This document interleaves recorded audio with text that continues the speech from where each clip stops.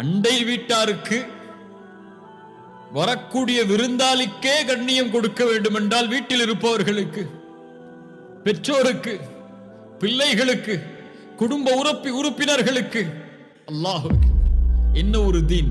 நீங்கள் கண்ணியப்படுத்துங்கள், அல்லாஹ் உங்களை கண்ணியப்படுத்துவான். நீங்கள் கண்ணியப்படுத்துவதை விட்டால்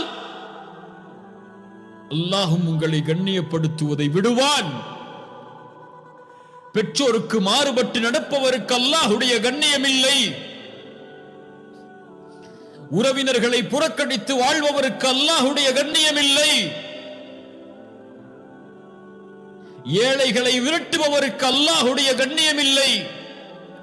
யத்தீம்களை ஆதரிக்காதவருக்கு அல்லாஹுடைய கண்ணியம் இல்லை. என்ன ஒரு தீன்! என்ன ஒரு அழகிய மார்க்கத்தில் அல்லாஹ் எம்மை பிறக்க வைத்திருக்கிறான். நாம் கேட்கவில்லை, அல் கரீம் கொடுத்திருக்கிறான். அல்ஹம்துலில்லாஹில்லதி ஹதானா லிஹாதா வமா குன்னா லினஹ்ததிய லௌலா அன் ஹதானா அல்லாஹ். எங்களுக்கு நேர்வழி கொடுத்தவன் அல்லாஹ். நாங்கள் கேட்கவில்லை, அவன் எங்களுக்கு இந்த நேர்வழியை கொடுக்கவில்லை என்றால் ஒருபோதும் நாங்கள் நேர்வழியை அடைந்திருக்க முடியாது.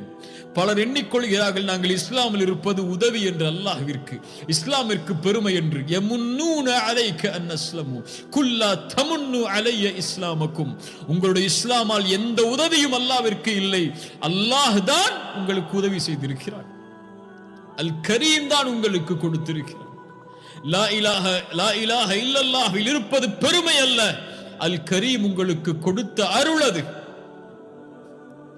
அவன் நாடி கொடுத்ததால் நீங்கள் முஸ்லிம்கள், அவன் நாடி கொடுத்ததால் நான் முஸ்லிம், அவன் நாடி கொடுத்ததால் இந்த வாயில் இந்த வார்த்தைகள், இந்த லா இலாஹ இல்லல்லாஹ், இந்த தௌஹீத், அல் கரீம், அவனுடைய அருட்கொடைகள் இவையெல்லாம். அதை எண்ணி ஆரம்பித்தால் எண்ணி முடிக்க முடியாது.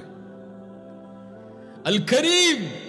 இன்று நாம் உயிரோடு எம்முடைய பாவங்களுக்கு தண்டனை கொடுக்கப்படாமல் அல்லாஹ் அவகாசத்தை கொடுத்து எம்மை அரவணைக்க காத்து கொண்டிருப்பதற்கு காரணம் அல் கரீம். ரசூலுல்லாஹ் அதனால் தான் அல்லாஹ்விடத்திலே கேட்குமாறு சொன்னார்கள், அல்லாஹும்ம இன்னக அஃபுவுன் கரீமுன் துஹிப்புல் அஃப்வ ஃபஅஃபு அன்னி. யா அல்லாஹ், நீ மன்னிப்பதை விரும்பக்கூடியவன். ஏன் கரீம் அவன்? நீ கரீம், மன்னிப்பை விரும்புகிறாய். நீ கரீம், அதனால் எங்களை மன்னித்து விடு என்று அல்லாஹ்விடத்திலே கேட்குமாறு, கரீமை அழைத்து கேட்குமாறு அல்லாஹ்வுடைய தூதர் ஸல்லல்லாஹு அலைஹி வஸல்லம் சொன்னார்கள். அல் கரீம் அல்லாஹ்வுடைய மகத்துவமிக்க பண்பது. அல்லாஹ்வுடைய செயல்களில் அல் கரீம் அவன், அல்லாஹ்வுடைய பண்புகளில் அல் கரீம் அவன், அல்லாஹ்வுடைய உள்ளமைகளில் அல் கரீம் அவன். இதை இந்த சிறிய நேரத்தில் விளக்கிவிட முடியாது. இந்த வார்த்தை, இந்த ஒரு சொல் அடக்கி இருக்கக்கூடிய பொருளை. அல்லாஹ்வை அறியுங்கள் கண்ணியத்துக்குரியவர்களே. அல்லாஹ்வை பற்றி படியுங்கள், அல்லாஹ்வை தெரிந்து கொள்ளுங்கள். அல்லாஹ்வை அறிய அறிய அல்லாஹ்வை அதிகம் அன்பு கொள்வோம், அதிகம் அல்லாஹ்வை பயப்படுவோம். அல்லாஹ் ரப்புல் ஆலமீன் அப்படிப்பட்ட மக்களாக என்னையும் உங்களையும் ஆக்கட்டும். ஜஸாக்குமுல்லாஹு கைரன். பாரக்கல்லாஹு ஃபீக்கும். அல்லாஹ் ரப்புல் ஆலமீன் நம்முடைய பாவங்களை மன்னிப்பானாக. அல் கரீமை அல் கரீம் என்று அழைத்த அல்லாஹுவை, அல்லாஹ்விடத்தில் உங்களுடைய தேவைகளை கேளுங்கள். நீங்கள் கேட்கவில்லை என்றாலும் உங்கள் உள்ளத்தில் இருப்பதை அறிந்து அல்லாஹ் கொடுப்பான். நீங்கள் கேட்காமலும் கொடுப்பான். நீங்கள் கேட்டாலும் அல்லாஹ் நீங்கள் கேட்டதை விட சிறந்ததை கொடுப்பான். அஸ்ஸலாமு அலைக்கும் வரஹ்மத்துல்லாஹி வபரகாத்துஹு.